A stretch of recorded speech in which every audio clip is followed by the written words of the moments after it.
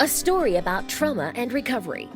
Trauma can be defined as a psychological, emotional response to an event or experience that is deeply distressing or disturbing. Sometimes trauma is a severely damaging experience, like sexual assault and rape. Just for your information, there are 3 types of trauma. Acute trauma results from a single incident. Chronic trauma is repeated and prolonged, such as domestic violence or abuse.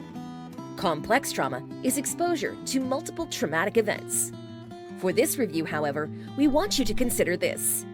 You are walking along a familiar street that you have walked on every day for years.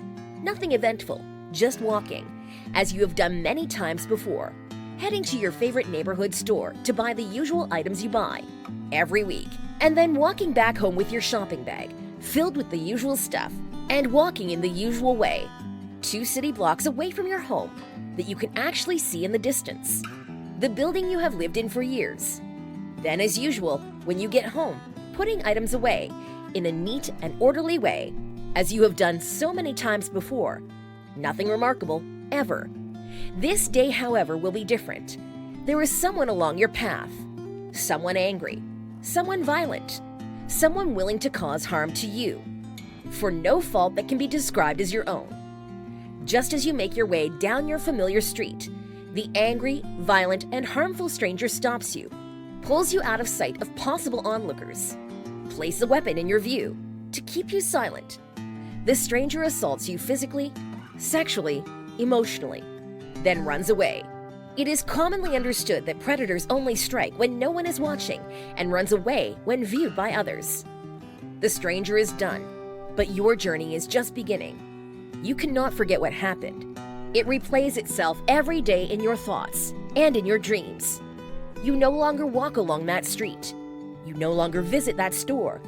You no longer put things away in a neat and orderly manner.